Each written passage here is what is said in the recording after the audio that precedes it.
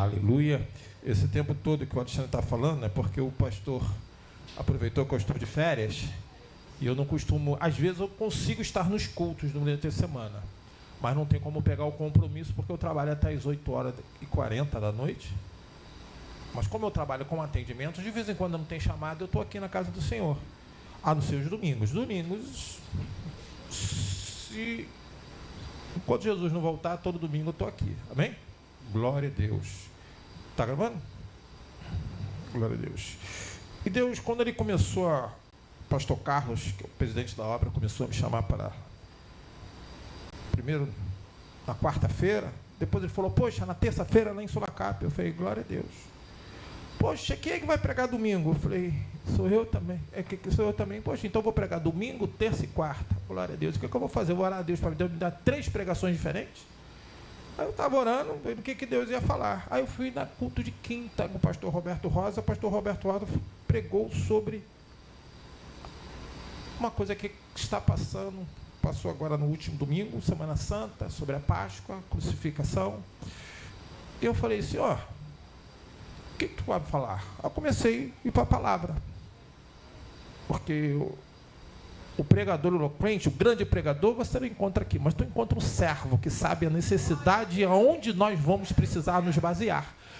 E descobri que Cristo nos deu, conversou diretamente conosco. Como ele fez isso? Tem uma parte, então eu dividi essa pregação em 3 partes, mas cada um conseguindo se sobreviver sozinho. Hoje nós vamos falar a partir da sua prisão. Mas lembrando que uma parte que antecede a prisão de Cristo, só um livro falou.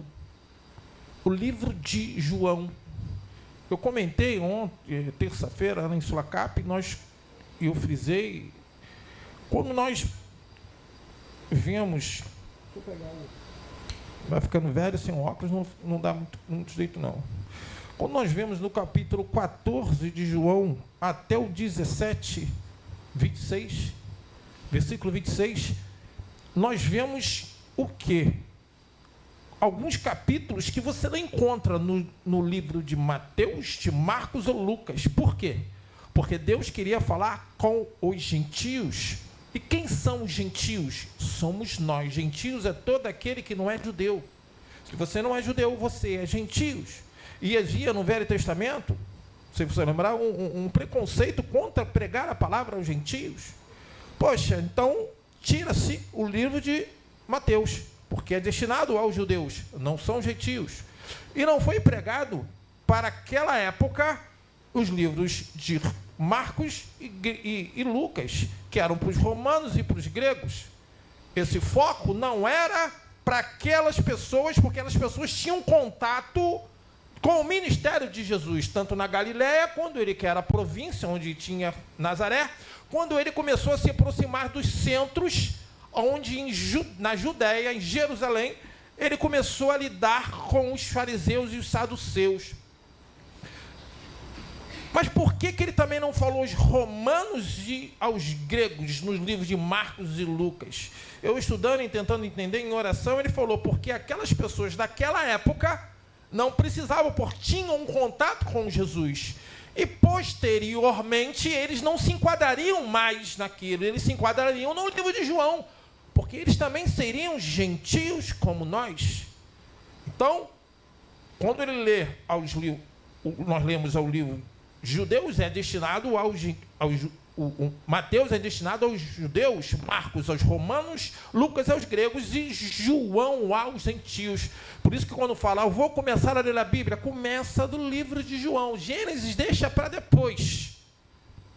Porque se você começar a ler lá do início, quando chegar no livro da lei, Número, Levítico, Deuteronômio, você vai querer guardar os sábados, porque era a aliança que tinha com eles.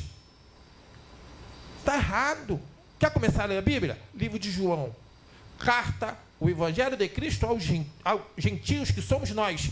Livro de Atos, onde tem a espinha dorsal da igreja do cristianismo. Toda igreja que tiver muita diferença do livro de Atos, ajoelha e ora que tu está no lugar perigoso. Cartas Paulinas. O apóstolo gentio ficou 3 anos no Saara recebendo de Deus diretamente não de ninguém, direta de Deus, o seu ministério revelado a ele. Depois de Damasco, ele passou 3 anos no Saara para fazer e escrever essas cartas para nos orientar. Então eu entendi que, meu Deus, antes do dia de ser preso, entendendo que a autoconsciência dele, sabia o dia que ele ia ser preso, ele escreveu, foi inspirado ao João, ao escritor, mas com a autoria do Espírito Santo, esses capítulos que antecederam a prisão de Cristo. E eles foi o caminho até o Pai, que é por ele. Ele promete o Espírito Santo, que viria, estava com ele naquele momento o Espírito Santo. Porque no Velho Testamento, o Espírito Santo habitava em pessoas aleatórias. Não existia profeta sem o Espírito Santo. Enquanto quando você lê sobre Isaías, tu lê sobre quantos profetas, Elias, Eliseu, eles tinham o Espírito Santo, porque a profecia não vem do profeta, vem do Espírito que está no profeta.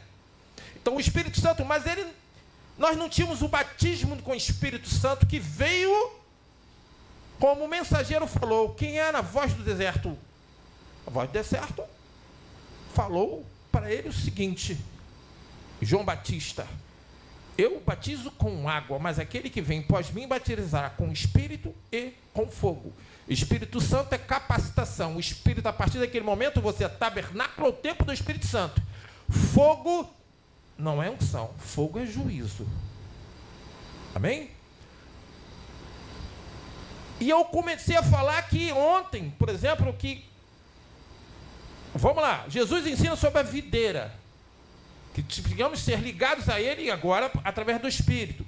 Fala sobre o ódio do mundo, que o mundo te odiará, e os teus princípios por causa da tua ligação com ele através do Espírito, porque o Espírito te transforma em nova criatura. E o teu comportamento, vindo da santificação, exalta o pecado e a maldade que estão neles. E isso faz com que eles vão contra ti, por causa em Efésios 1:13 fala que nós somos selados com o selo da promessa. Então quem está no mundo tem reação a ti, porque você tem o selo, você tem o testemunho e o Espírito Santo te conduzindo. Amém? Então Jesus falou isso, está lá nesse livro que só tem no livro de João. Ensina sobre o Espírito, qual é a função do Espírito, o que o se exaltará, a ligação, a capacitação, tudo isso ele começa a ensinar. Isso já estamos no capítulo 16. Ensina sobre o seu nome em oração. Quando orares, fala o meu nome, porque a relação que temos é através de Jesus. Em nenhuma outra etapa da história de Deus houve um relacionamento tão aprofundado com a humanidade. Não houve. Desde a criação do mundo, com Adão e Eva, no jardim do Éden, até a queda, nunca houve um relacionamento tão aprofundado. Hoje, qualquer um que seja tocado o coração, entenda o que está acontecendo e aceita Jesus como Senhor e Salvador da sua vida, tem relação com Cristo, recebe o Espírito. E quando parar de ser bebê na fé, porque quando você recebe, você não sabe lidar com ele.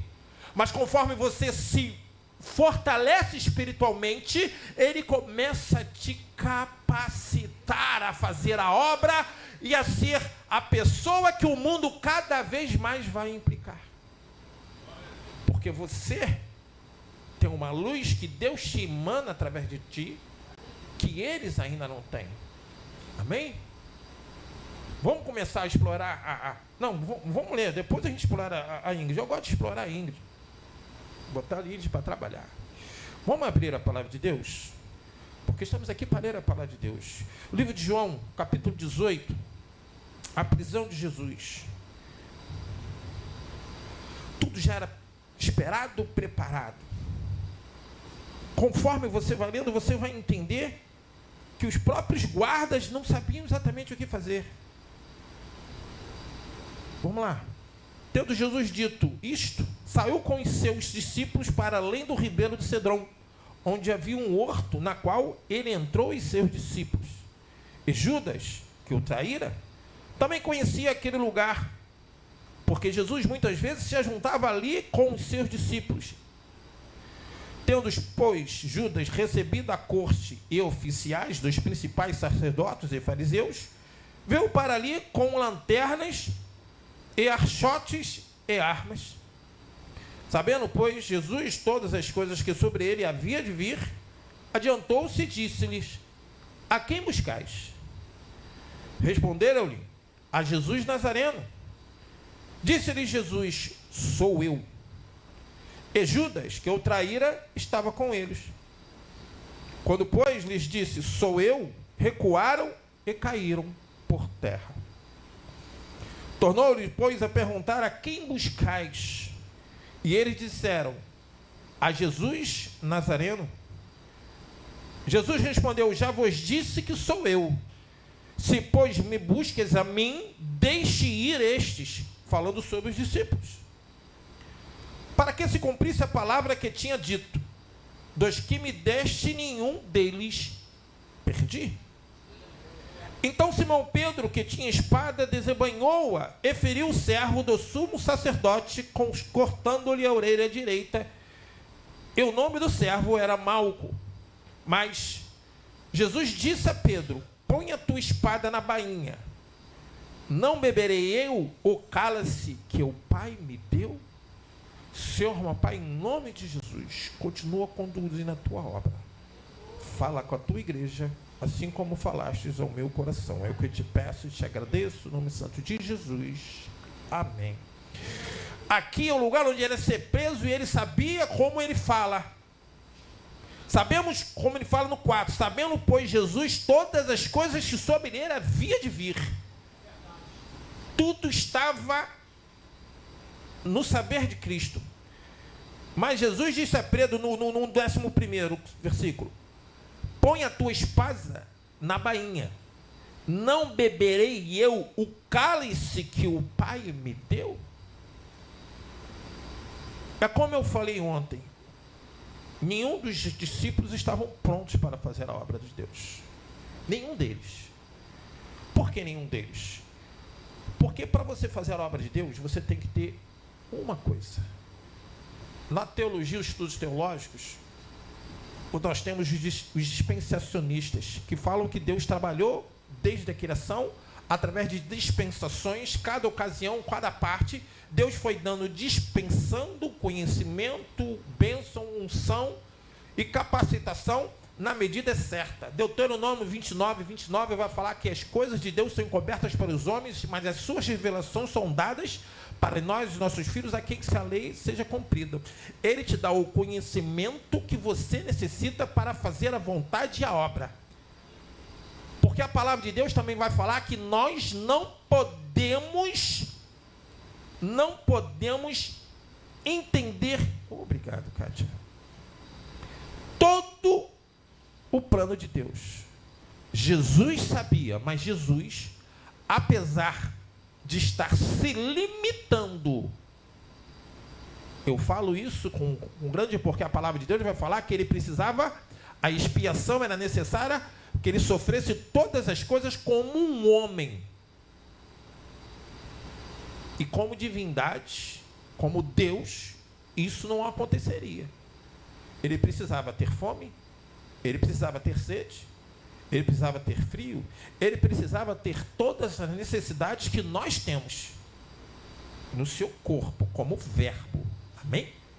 Senão, tudo o que aconteceu não teria efeito. Então, mediante a isso, ele sabia de todas as coisas e vai preparando o povo. O povo não, vocês. Porque esses capítulos que antecedem a prisão, não esse que eu li na abertura aqui, 18, capítulo 18, de 1 a 11, mas todos os outros capítulos que eu venho falando, até agora nós estamos no capítulo 16, só tem no livro de João. Aí no 17, de 1 a 5, ele fala, Jesus ora por ele mesmo, onde ele pede a glorificação após a sua morte. Do 16 ao 19, ele ora pelos seus discípulos, a quem tu me destes. Ele já falou aqui, ó, no 18:8, ele falou: Jesus respondeu: já vos disse que sou eu. Se busques a mim, deixe ir estes, que eram os discípulos. Ele ora pelos discípulos. E no capítulo 17, de 20 a 26, ele ora pelos futuros crentes. Por todos nós que um dia tivemos um encontro com Deus e o aceitamos como Senhor e Salvador da tua vida, onde houve um marco. Diz que toda a história do calendário cristão é antes e depois de Cristo. Esses aconteceram 33 DC, depois de Cristo. Mas a sua vida também sofre isso. Na sua vida, você tem a tua contagem, o teu exemplo, como antes e pós conhecer a esse Deus. Pós a receber e aceitá-lo como Senhor e Salvador da sua vida. Isso é quem o fez. Porque existem pessoas que falam isso, mas não é Deus que os governa ainda. Quem que você entende que governa a sua vida? Os princípios que Deus deu, nós temos que colocar em primazia acima de todas as coisas. E esses princípios vão proteger a família que você ama, vão proteger a sua casa, vão proteger o trabalho, porque lá você fará a diferença. Mas ele falou: amar a Deus acima de todas as coisas. E aqui ele ensina como seria depois dele ir. Ele não estaria mais com os discípulos, mas os discípulos saberiam que através de Jesus é o caminho. Como seria a relação com o Espírito Santo, sobre a videira, sobre o ódio do mundo. Quem ensina? Ele ensina sobre o Espírito Santo. Tudo isso ele falou antes dessa passagem que eu li no capítulo 18. E aí começa o que aconteceu com Cristo. Vamos passar por isso, porque essas outras coisas que eu falei, eu já falei. Quem quiser, tem no YouTube. Eu vou estar desminuciei tudo sobre esses estudos. Mas olha o que acontece. Deus, existe uma palavra que é disrupto, é quando você quebra conceitos pré-estabelecidos. E até mesmo os judeus nunca tinham vivido este relacionamento, nunca tiveram isso. Somente aquele que, pós Atos 2, que eu falei, lembra que eu falei que os discípulos não estavam prontos? Os discípulos só iam ficar prontos para fazer a obra de Deus em Atos 2. O que aconteceu em Atos 2? A descida do Espírito Santo. A igreja só trabalha com o Espírito Santo. Mesmo os discípulos que passaram 3 anos com Jesus não estavam prontos. Porque sem o Espírito, 1 Coríntios 12:3, coloca aí, Ingrid, ninguém faz a obra. Nem Pedro, nem João, nem Tiago, ninguém. 1 Coríntios 12:3 fala assim, ó: portanto, vos quero fazer compreender que ninguém que fala pelo Espírito, Deus diz. Jesus é anátema. Se você tem um Espírito Santo no seu coração, você é tabernáculo ao templo do Espírito, você não vai falar que Jesus é anátema. Em contrapartida, e ninguém pode dizer que Jesus é o Senhor, senão pelo Espírito Santo, porque quem não tem o Espírito Santo não conhece a Deus. Se não conhece a Deus, como vai fazer a obra dele? Não tem como. É por isso que não tinha como os discípulos tomarem posse do cajado, do chamado e botarem a obra à frente. Enquanto Jesus ascendeu, ele falou o seguinte para eles: vão para Jerusalém e espere o Consolador. Ele não falou, ó, vai evangelizar, vai fazer, não. Vão para Jerusalém e espere o Consolador. Em Atos 2, o Consolador chega. Pedro prega e 3.000, em capítulo 3, no 2 ele chega, no 3 Pedro prega e 3.000 pessoas aceitam a Jesus. Era Pedro? Era o Espírito Santo. Porque você pode chegar na tua casa, na tua vizinhança e falar sobre a palavra, mas quem converte é o Espírito. A palavra vai falar lá que Paulo pregou, Apolo regou, mas é Deus que dá o crescimento e Deus opera através do Espírito Santo. Quem aqui tem pessoas que você gostaria que tivesse aceitado Jesus em sua plenitude? Todos nós queremos, e o teu testemunho, o teu exemplo vai botar aquela confusão. Poxa, a Ingrid mudou. O Jefferson, bichinho feio, não fala mais aqueles palavrões. A família dele está agindo de outra forma. Deus está operando ali. E a minha irmã Nete, glória a Deus. O que Deus está fazendo, porque está.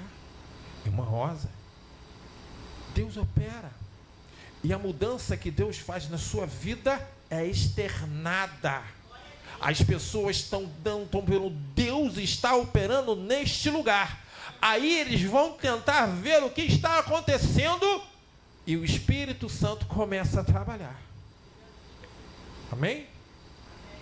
O Alexandre estava falando aqui do Jefferson. O Jefferson visitava antes dessa igreja. Ele visitava lá em Sulacap. A gente só tinha em Sulacap. Era meio disperso, vinha com aquele jeito dele. Aqui ele foi tomando forma. Amém? E o Espírito Santo deu, e hoje ele congrega em outro lugar, mas Deus continua a operar na vida dele. Porque aquele que... Eu vou falar uma coisa para você. Eu não acredito em crente desviado. Eu não acredito. Porque pela experiência que eu tenho com o meu Deus, preste atenção numa coisa que eu vou falar. Aquele que busca, que tem um relacionamento aprofundado com Deus, esse não volta para o vômito.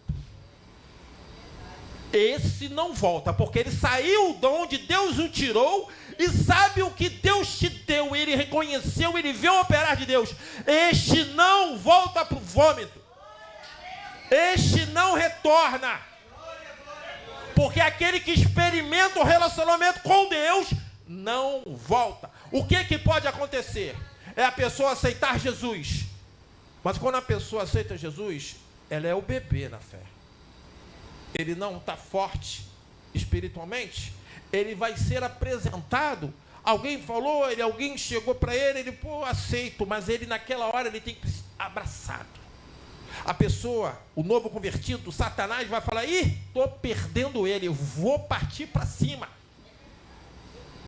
Os teus conhecidos, a tua família, está todo mundo no mundo. Dentro de casa, vão estranhar, vão encontrar você. Que isso? Que coisa? Vamos sair. Para as mulheres, dependendo da idade, várias formas de recriminação existem. Porque Satanás os domina, Satanás governa essas pessoas. E quando você não está forte, você cede. Eu mesmo fiz isso. Mas eu não estava firme. Eu não estava aprofundado. Até que várias experiências me trouxeram de novo para morar, na época aqui no Valqueire. E há quase 30 anos atrás, aceitei Jesus de novo, não. Pela primeira vez.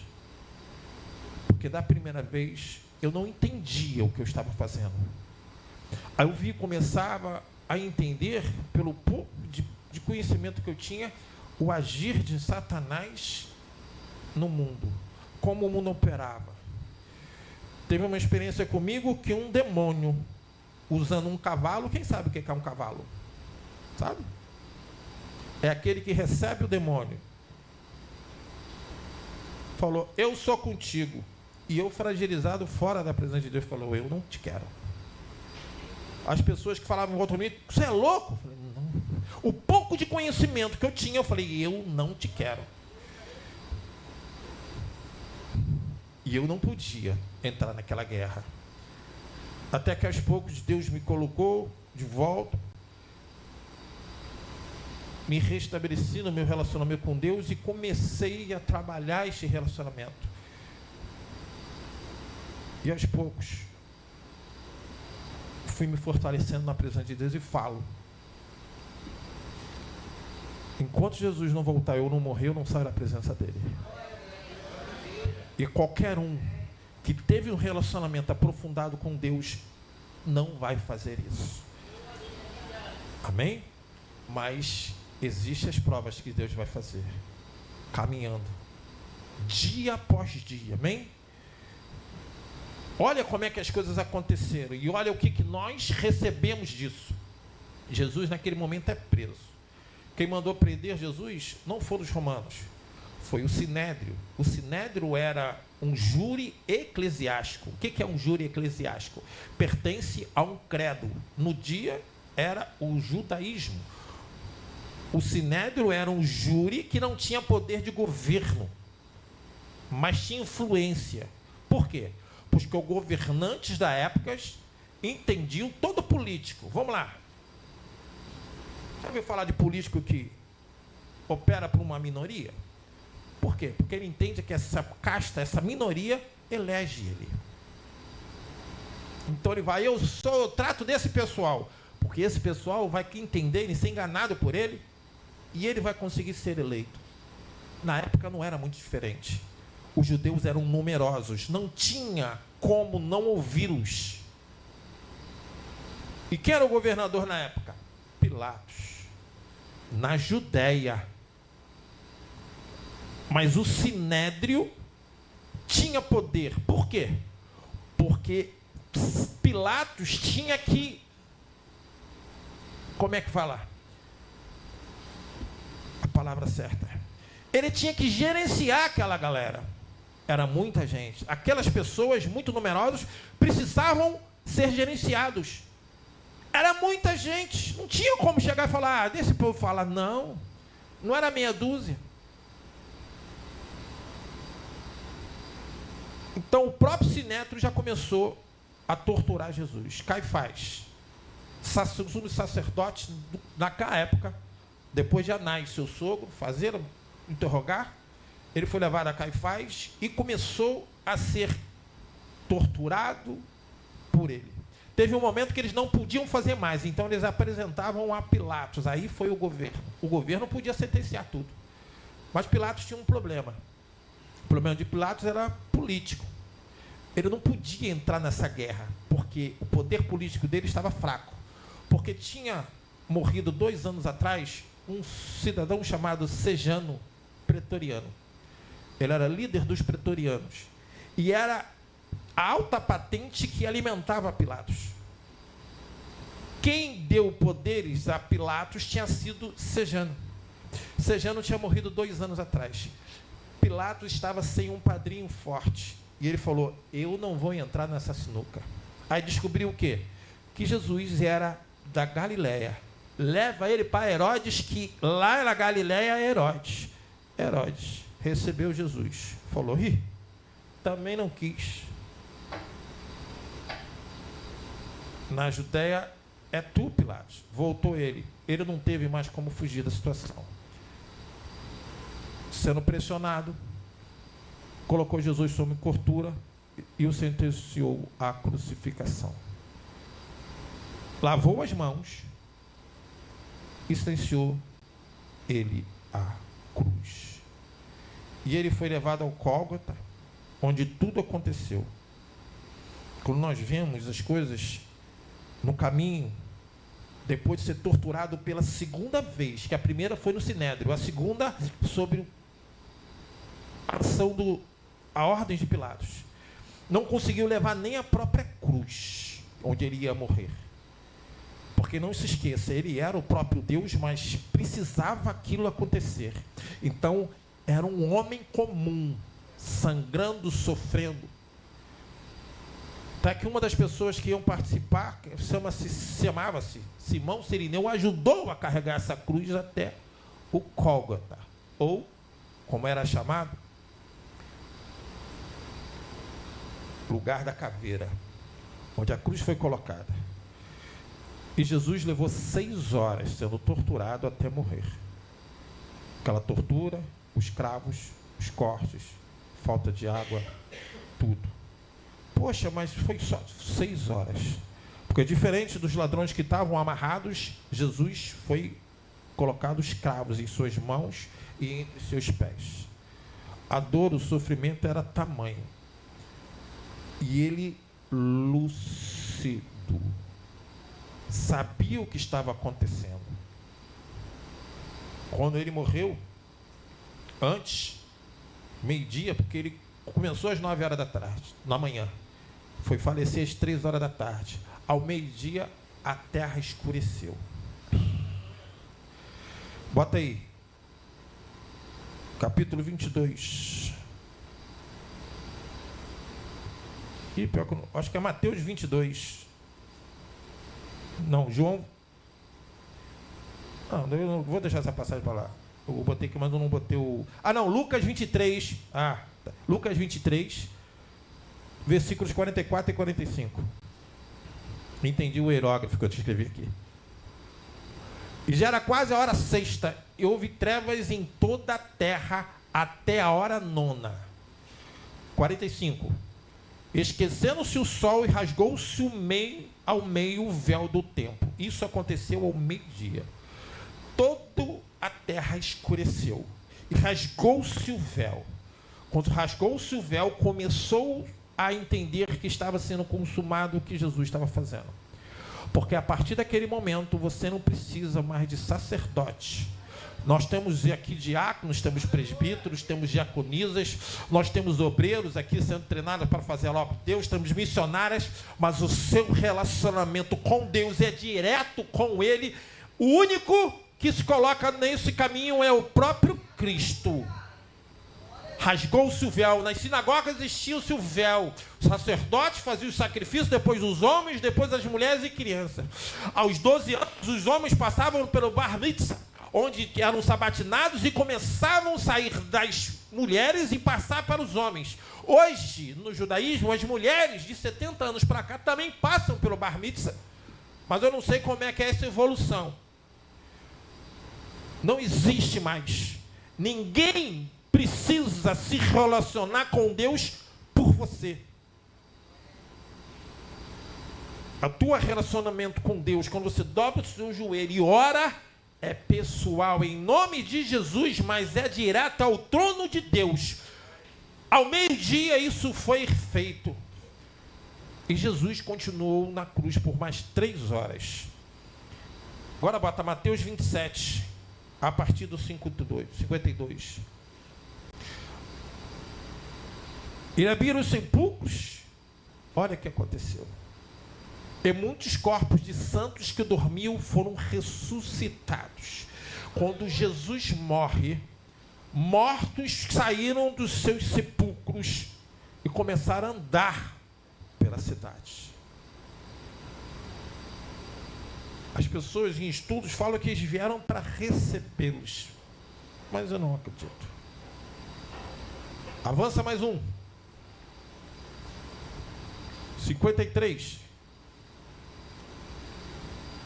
E saindo dos sepulcros, depois da ressurreição deles, entraram na cidade santa e apareceram a muitos. Sabe o que é aquelas pessoas mortas, enterradas, se levantaram e começaram a andar pela cidade de Jerusalém? 54. E o centurião e aqueles que guardavam a Jesus, vendo o terremoto e as coisas que haviam sucedido, tiveram grande temor e disseram: verdadeiramente este era o Filho de Deus. Tudo que ele ensinou antes, tudo que ele ensinou naquele momento, não podia ser deixado de lado. Não tinha como deixar aquele a mais um, não tinha como. Porque o mundo foi criado por Deus e ele era o próprio Deus. A partir daquele momento, acabava uma etapa do verbo. Deus não precisava mais ser o verbo. Porque, como eu falei, o verbo ele tinha limitações. Ele ia ressuscitar ao 3º dia. Como ele falou que ia destruir o templo no 3º dia. O templo era ele mesmo. ressurreto ao terceiro dia, ele ficou com os discípulos, e depois de ser visto ressurreto por mais de milhares de pessoas, ascendeu aos céus, porque ele precisava agora tomar posse do que era antes, porque ele se limitou como verbo para fazer a vontade de Deus, para nos resgatar, e por causa desse resgate, ele conseguiu. João 3,16 fala que ele deu seu Filho unigênito para que todo aquele que nele crê não pereça, mas tenha vida eterna, porque ele deu e Jesus foi esse Filho. E por causa desse sacrifício, hoje nós temos perdão dos pecados. Hoje nós temos reconciliação com Deus. Hoje nós temos acesso direto ao Pai.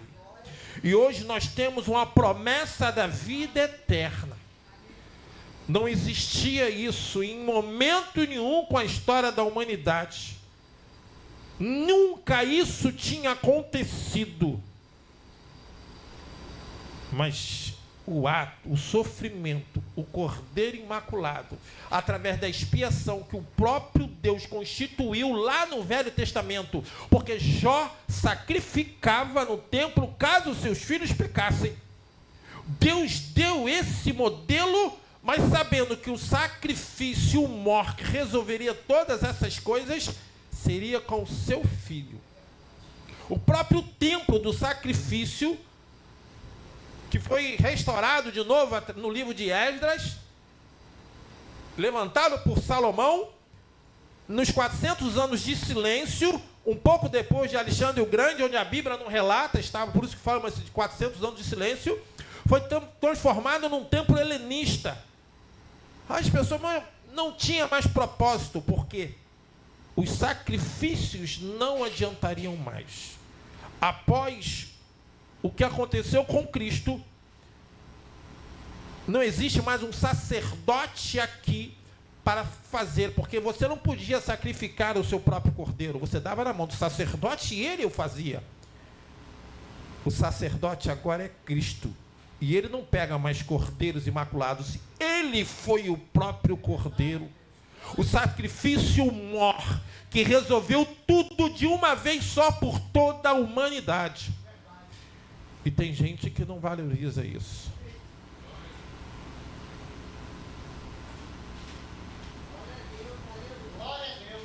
Olha as coisas que ele falou. Tem 7 frases que Jesus falou que eu separei. Ingrid, Lucas 23, 34.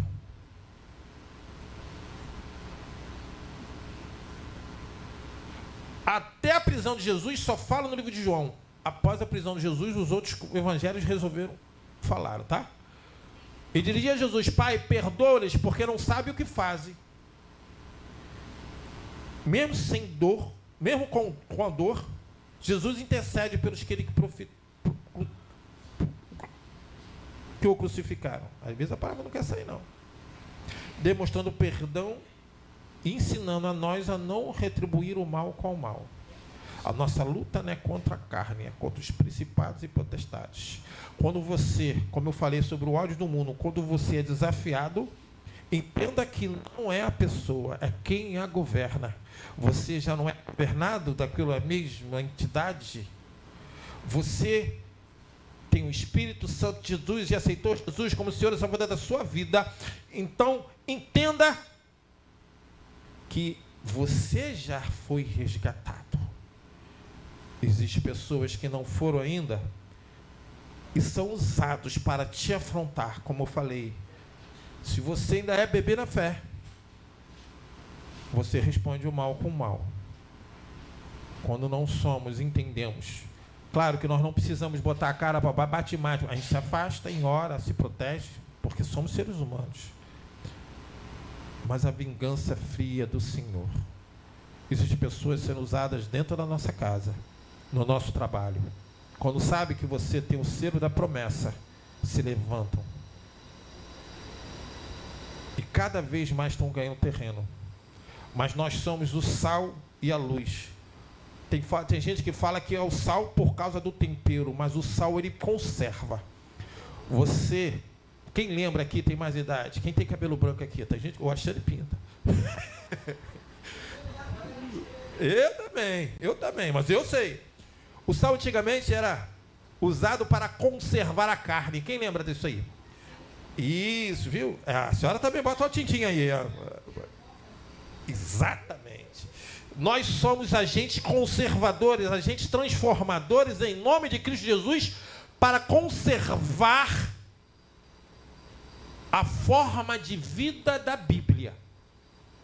Porque cada vez mais as leis, as disputas, as políticas estão querendo mudar a nossa forma de ver. E nós, como servo do Altíssimo, temos que lutar, conservar os valores cristãos. E sendo luz, não tendo própria, mas refletindo a de Cristo, porque vivemos numa sociedade corrompida e que o príncipe desse mundo é Satanás.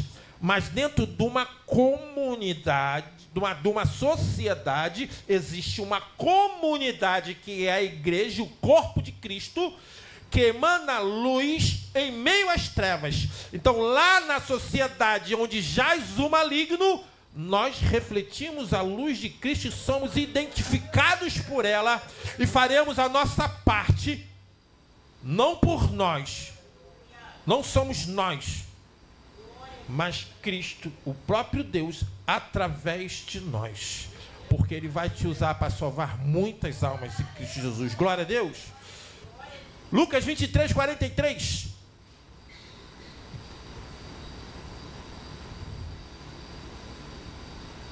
E ele fala ao ladrão. 23, 43.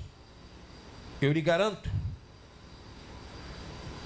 em verdade te digo que hoje estarás comigo no paraíso. Aí ele ensina o seguinte: eu já fiz muita coisa. A minha vida já tem muita coisa errada. Quem já ouviu falar isso? Esse negócio de igreja não é para mim, não. Não tem. Quem não tem olhos de pessoas já ouviram isso? Eu já passei. O ladrão estava condenado e ali morreu. Mas antes de morrer, aceitou e defendeu. E Cristo fala: hoje mesmo estará comigo no paraíso. Não há tempo, enquanto houver vida, enquanto houver a decisão de todo o coração de aceitar Jesus como Senhor e Salvador da sua vida, há formas de reconciliação, há esperança e há vida eterna com o próprio Deus. Jesus nos prova nessa frase que não era tarde demais para o ladrão que estava ao lado dele. João 19, versículos 26 e 27. Ele vai falar aqui com cuidado e a atenção daqueles que ele amava. Ora, Jesus, vendo ali a sua mãe e o seu discípulo a quem ele amava, era João, estava presente e disse à sua mãe mulher: eis aí o teu filho. 27. Depois disse ao discípulo: eis aí a tua mãe. E desde aquela hora o discípulo a recebeu em sua casa. Aqueles que você ama, valorize. Entenda o que é melhor para a sua vida não deve ser pior para eles. O que te ergueu do pó do mundo vai fazer a mesma coisa. Não desista. Tem hora que nós precisamos entrar na brecha. Tem hora que nós precisamos colocar nosso joelho no chão e orar. Tem hora que nós olhamos o nosso corpo, o nosso suor, a nossa vontade não comigora mais, não tem jeito. Mas Deus não precisa da última palavra. Ele tem propósito com cada criatura que anda nesta terra. Se há criação de Deus, há controle e propósito, porque nós servimos um Deus de propósito. E cada vida que você conhece é a criatura dele.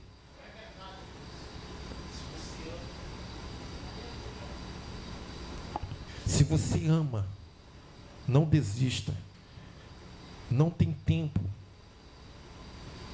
Não está vencido o prazo para ninguém, a não ser quando morre. Se morrer, segue-se o juízo, né, pastor Carlos? Logo após, segue-se o juízo. Enquanto há vida, há esperança para todo mundo, não importa como. Venha como estás, Aqui, quem transforma é o Espírito. Glória a Deus. Mateus 27, 46.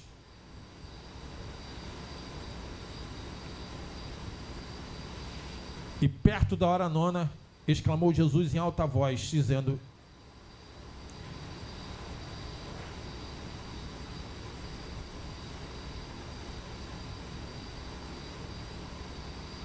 Mateus 27, 46, tá certo. Bota Marcos 15, 34.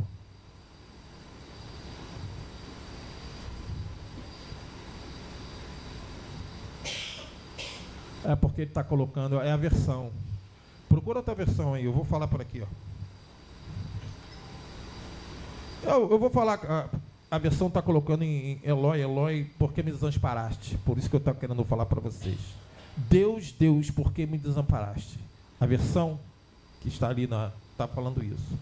O que acontece naquele menino? A agonia de Cristo. Ele cita o que já tinha na Bíblia. Bota aí Salmo 22, versículo 1. Era uma frase que já existia no livro de Salmos. Deus meu, por que me desamparaste? Por que te alongas as palavras do meu branido e não me auxilias? Jesus simplesmente repetiu, porque Jesus sabia a palavra. Ele foi tentado por Satanás no deserto, tinha conhecimento. Em todo esse momento, as pessoas falam: Deus meu, por que me desamparaste? Era uma frase de sofrimento.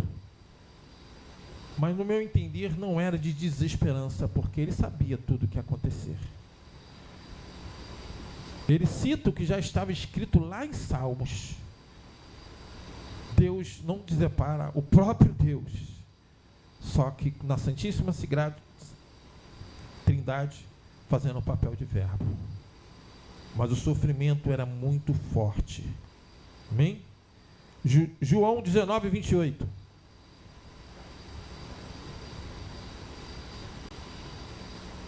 Depois, sabendo Jesus que já todas as coisas estavam terminadas para que a Escritura se cumprisse, disse: tenho sede. As necessidades humanas sendo externadas, como qualquer um, como qualquer sofrimento, qualquer um que estivesse ali teria. Nenhum osso foi quebrado. Até para respirar era difícil, porque a posição, ele ficava colocando o seu peso em cima dos próprios pés que estavam nos cravos. A dor suprema, até para respirar, era difícil. João 19, 30. E ele fala, João 19, 30. E quando Jesus tomou o vinagre, disse: está consumado. E inclinando a cabeça, entregou o seu espírito. Ele entregou o espírito para quem? Lucas 13, 46. 13 ou 20, ou 46? Lucas 13, 46.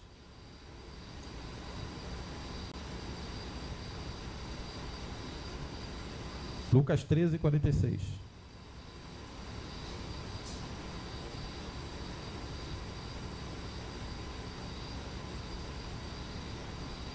Tem não? Então é 23. É que eu não estou controlando por aqui. Lucas 13, só está até o 23? Então bota Lucas 23.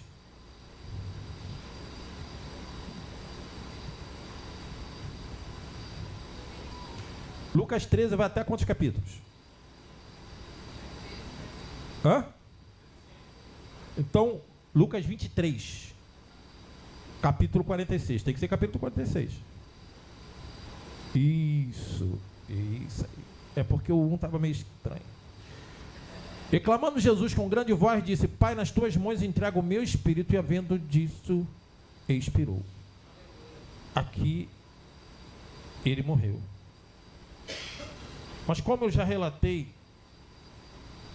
nos outros estudos que eu dei nos Ele entregou o Espírito que precisava ser entregue. Tudo estava consumado. A partir do momento, nós temos perdão dos pecados, conciliação com Deus, ação direta ao Pai e a promessa da vida eterna. E ele acabou. Tudo isso já estava concluído. Dizem que logo depois ele foi às partes baixas, onde no inferno estabeleceu que ele agora tem o poder da vida e da morte. Ele tem o poder de perdoar, de salvar. Estabeleceu sua autoridade como antes havia feito. Porque Jesus estava na criação de todas as coisas. Ele era o próprio Deus. Mas se fez verbo por causa da expiação e a necessidade de que tudo aquilo acontecesse, para nos dar o exemplo de tudo que viria até o seu retorno e de toda a eternidade. Tudo o que ele fez. Bota Hebreus 10:10. Tudo o que ele fez não vale nada se nós não aceitarmos. Na qual vontade temos sido santificados pela oblação do corpo de Cristo, feita uma vez. A expiação. Tudo que ele passou foi por cada um. Quando quem quiser ler a Bíblia depois, nota que a partir do capítulo 18, do capítulo 14 até o capítulo 18, todos os capítulos que tem ali só existem no livro de João. Não tem em Mateus, não tem Marcos, não tem Lucas, porque é para tratar contigo, gentio, que aceitou Jesus como Senhor e Salvador da sua vida. É para falar que o mundo te odeia, porque você emana essa luz. Mas é para falar que Ele é contigo, que Ele é o caminho, a verdade, a vida, e que agora você tem tudo que você precisa nele. O que nós vamos valorizar, quem vai governar a nossa vida, agora depende das tuas escolhas e aonde você vai se firmar. Todas as confusões políticas que ele foi fantoche, indo para Galiléia, voltando com Sinédrio, com Pilatos, com Herodes, Caifás, agindo a história de Barrabás, onde Barrabás ele não era um ladrão comum, ele era tipo de um revolucionário. Mas se Barrabás fosse condenado ali, você hoje não tinha o direito de assumir o beneplácito deste sacrifício. Você não tinha a chance de, aceitando Jesus pelo sacrifício dele, ser salvo em nome dessa graça que ele dispensou. Então, em nome de Jesus, entenda que tudo o que aconteceu foi por você, por mim, pelos pequenininhos lá no colo do Marcelo. Olha lá, ó. E que ele continua fazendo a obra. E a palavra de Deus vai falar que aquele que iniciou a obra é fiel para terminá-la em sua vida. O que você está passando é parte dos planos de Deus. Mas você não pensa no agora, você pensa na eternidade. E a igreja tem que ser egoísta. Por que egoísta? Porque o intuito da igreja mor, não existe coisa mais valorizada para a igreja, é a sua sobrevivência. Não manter a porta do templo aberta, porque isso aqui não é igreja. Igreja é o corpo de Cristo atuando em prol do reino. São todos vocês que aceitaram Jesus como Senhor e Salvador da sua vida e unidos com uma visão espiritual única, através do Espírito Santo, se reúnem para fazer a vontade de Deus. E qual é o objetivo da igreja, que eu falo que é egoísta, mas é importante? É a sua sobrevivência para a eternidade com Deus. Não existe propósito mais absoluto para a igreja do que santificação e vida eterna. E você não consegue isso um sem o outro. Entenda. Quando você for difamado, que vai o ser, porque você tem o nome dele. Quando você for desafiado, que vai o ser, porque você tem o nome dele. Quando o corpo precisar de você, porque você faz parte, foi chamado, tem propósito, o corpo precisa se ajustar como um só e fazer o reino. Nem todos foram chamados para pregar, para ser pastores, diáconos, sacerdotes, mas para pertencer a um corpo. E mediante ao corpo de Cristo, precisamos fazer cada um o certo para fortalecê-lo, em nome de Jesus. E foi Deus o que botou no meu coração para hoje aqui, neste lugar. Eu agradeço a minha oportunidade, em nome de Jesus.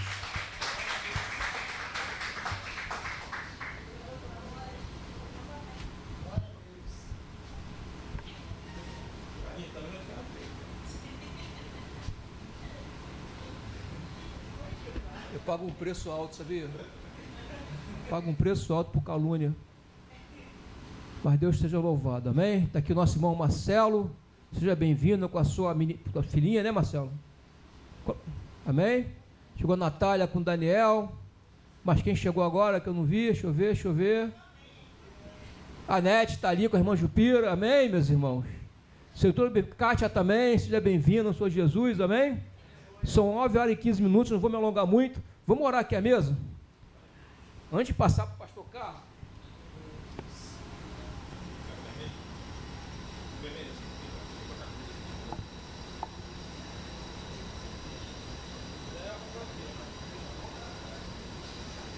Trouxe a pilha, Natália? Vamos ficar de pé, por favor?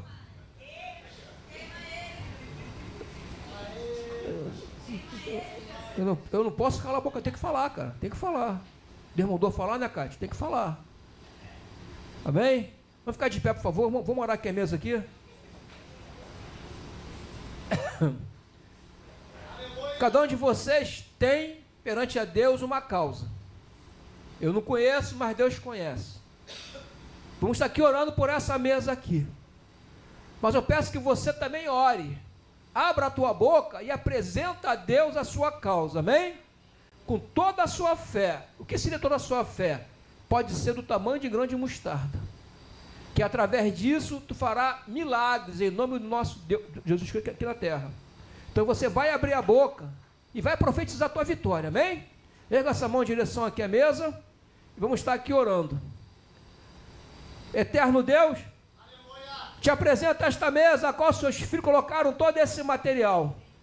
Tu és o Deus onisciente, tu és o Deus onipotente, Pai. E sei que tu conheces, sabe a necessidade da tua igreja. Então eu te peço, unge cada foto aqui, Deus. Visita cada um que estão sendo apresentado por ti nesse momento, porque Deus, tu é aquele que faz coisas impossíveis. Começa a libertar, começa, Pai, a curar, começa a salvar, começa a reconstruir uma nova história, Senhor. Começa a quebrar os grilhões para que aquele que não te serve venha te servir. E aquele que está afastado do teu caminho, volte para o teu caminho, Senhor. Unge cada celular, Senhor, para que brevemente tenhamos, Pai, mensagem vinda, Pai, de vitória. Pode ser um e-mail, WhatsApp, um SMS ou uma ligação dizendo: chegou a tua vitória. E nós cremos assim, Senhor. Visita também, Senhor, cada envelope que está sobre esta mesa. Visita essa bolsa que está aqui e unge cada chave, Deus, para quando botar no carro, para quando botar na casa, seja aberta, Senhor. Aí, Deus, o caminho da vitória, Deus. Entrego tudo na palma da tua mão e já estou te glorificando por tudo, porque eu profetizo que até o final do ano vamos ter testemunho teu forte aqui dentro, Pai. Entrego tudo a ti e já te exalto, Senhor, por tudo, em nome do Senhor Jesus. Que todos digam amém. Amém, meus irmãos? Vamos aplaudir a Deus aí? Vamos aplaudir a Deus? Vem aqui na frente, pegar a sua chave, para não esquecer. Se esquecer, ligue para o pastor Carlinho, tá? 4 da manhã, 3 da manhã, que ele gosta. Ele gosta. Ele está lá, passando mensagem para os outros de manhã cedo. Então, passando áudio. Ele gosta disso. Que Deus possa abençoar a cada um de vocês. Agradeço a Deus por dar estar aqui na frente mais uma vez, dirigindo esse culto. Passar por aqui para o nosso pastor, a parte final de hoje, amém? Aleluia, uma linda salva de palmas para Jesus. Mais forte, que é para Jesus. A Ele toda a honra, toda a glória e todo o louvor. Amém, igreja? Irmãos, eu estou sentindo uma presença de Deus aqui muito gostosa. Olha, estou feliz. Semana passada Deus usou o presbítero Alexandre poderosamente, né? Quem veio aqui. E hoje Deus também usou pela misericórdia o diácono Ricardo poderosamente na palavra. Vamos aplaudir a Jesus, irmãos?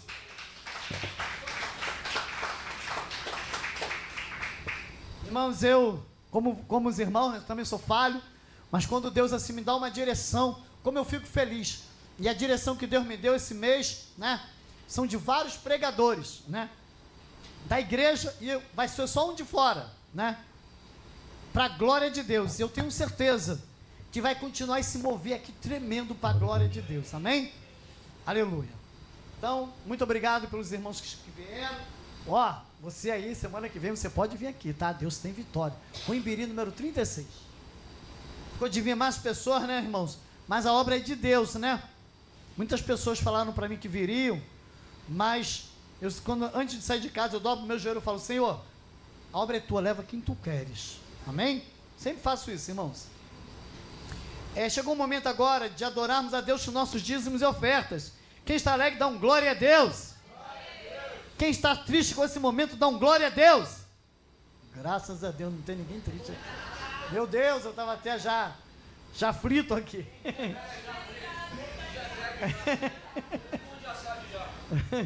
Malaquias capítulo 3, verso 10. Trazei todos os dízimos à casa do tesouro, para que haja mantimento na minha casa, e depois fazei prova de mim, diz o Senhor dos Exércitos, se eu não vos abrir a janela dos céus e não derramar sobre vós uma bênção tal que dela vos advenha a maior abastança. Irmãos, a palavra de Deus, ela é maravilhosa, toda ela, né? Eu sei que tem pessoas, irmão, não aqui não, tá? Tem pessoas que, se pudesse, tirar isso aqui da Bíblia, porque não dizimam, né? Aqui tinha algumas pessoas, irmãos, quando eu começava a falar, pessoas que eu amo, né? Que eu amava, amo, né? Atribulados de Jesus. Atribuladozinho de Jesus, tribulado.com. Quando eu ia pegar a Bíblia para falar nisso, já olhava para o relógio, né? Uma forma de intimidar, né? Olhava para o relógio. Mas porque não são dizimistas, não vivem a palavra, né? Quando você vive a palavra, você crê e obedece, porque temos que crer e obedecer. Eu posso ouvir um amém? Né? Pregar e obedecer a palavra, né? Se eu falo de dízimo, irmão, porque eu sou dizimista, senão seria hipocrisia. Para que eu dízimo? Para manter a igreja, né? Pagamos, irmãos, são 2 aluguéis, 2 contas d'água, 2 contas de luz, 2 contas de internet, né? Alguns irmãos que vêm de fora, nem todos, mas alguns, né? A gente abençoa, são profetas do Senhor que precisam, né? Ou da gasolina, ou do Uber. A Bíblia também diz, naquele que recebe um profeta, na qualidade de profeta, recebe galardão de profeta. Eu posso ouvir um amém? Cartões, pela misericórdia, sábado foram 2.000 cartões entregues. Eu posso ouvir um glória a Deus? A nossa irmã, eu entreguei um cartãozinho, irmã, não foi no sábado ou não? Foi sábado? Vamos aplaudir a Jesus, irmãos?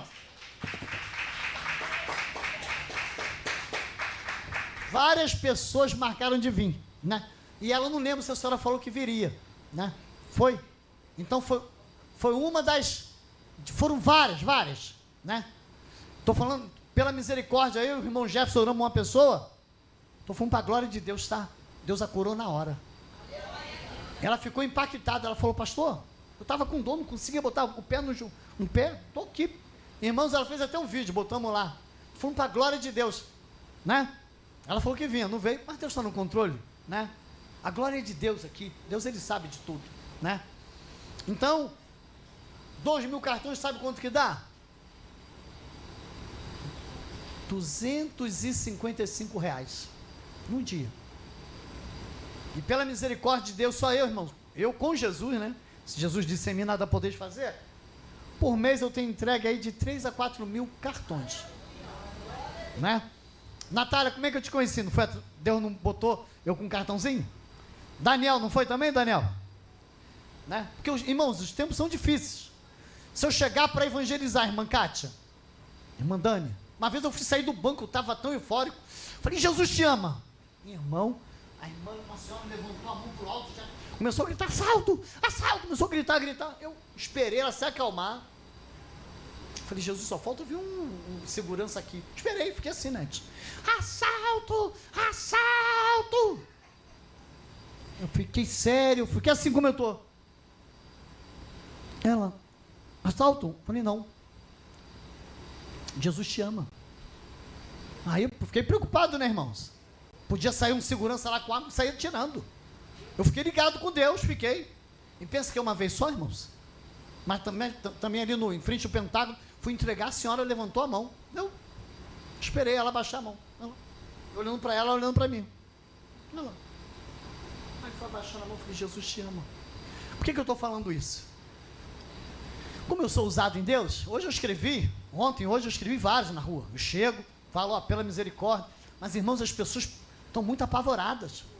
Estou pensando que vi assaltante em tudo, Dani. Entendeu? Então, quando eu chego com um cartão, e sabe como é que eu chego, Cátia? Boa tarde, Jesus te ama. Tem gente que fala, né? Depois, amém. Aí volta. Na praça, irmãos, aconteceu isso, não sabe. A pessoa ficava, depois pegava. Então, são milhares de cartões por mês, né? Ali, ó, tem um monte de pessoas ali no Instagram, nos canais do YouTube. Então, são gastos da igreja, né? E vou dizer mais. A advogada, irmãos, é imposto, os impostos aí com o governo do amor. Olha, governo do amor. Falei, meu Deus, que imposto é esse? Do amor. Entendeu? Com todo respeito, estou brincando, só para descontrair um pouquinho. Irmãos, é tanta despesa nas duas igrejas, né? Que o que entra de dízimo e oferta não mantém. Mas o Deus que é o dono da obra, ele mantém a obra. Ele toca em um, toca em outro. Essa semana recebemos uma oferta lá dos Estados Unidos. Você pode dar um glória a Deus? E assim vai. Acho que foi semana passada. Acho que foi semana passada. Mas o pastor Carlos não pede a ninguém. Eu vou para o monte, eu dobro meu joelho. Às vezes eu falo, mãe, eu estou preocupado. Eu falei, vou para o monte orar, né? Às vezes eu estou saindo do monte. Daqui a pouco, no ônibus, pum, Pix. Você pode dar um glória a Deus? Em casa, Pix. Imagina se eu ficar incomodando o pessoal, né? Mas, irmãos, como é bom, sabe? Você devolver aquilo que é de Deus. Como é bom. Você não perde. O diabo, às vezes, irmãos, ele quer colocar na mente da pessoa. Não dá. Tu não vai faltar. Mentira. Quando você honra, Cátia, a Bíblia fala em Provérbios as primícias. Sabe o que é isso? Primeiro. Recebeu? Dízimo. Recebeu? Dízimo. Aí sabe o que Deus faz? Ele cumpre a palavra. Ele abre a janela dos céus e confirma a bênção da prosperidade. Às vezes você nem sabe como é que você vai pagar. Daqui a pouco Deus entra daqui, entra dali. Meu Deus. Porque eu quero ser bem objetivo, né? Outro dia eu falo até com calma aqui o que Deus já fez.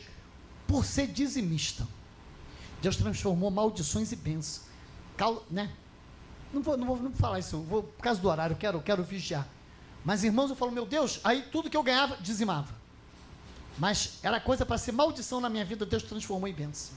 Era para ter prejuízo, Deus me deu vitória. Então, irmãos, e a hora que a Bíblia diz, Deus ama ao que dá com alegria, né? Deus sabe se a pessoa fala, meu Deus, vou ter que dar o dízimo de novo, sangue de Jesus. Não. Quando você dá com amor e com alegria, Deus, ele conhece o meu e o teu coração. Sabe o que ele faz? Ele cuida. Sabe o que ele cuida? Ele abençoa, ele cuida da tua família, ele cuida da tua empresa, ele cuida do teu trabalho, ele cuida das tuas dívidas. Ele cuida e te abençoa. Está aqui, é bíblico. Você não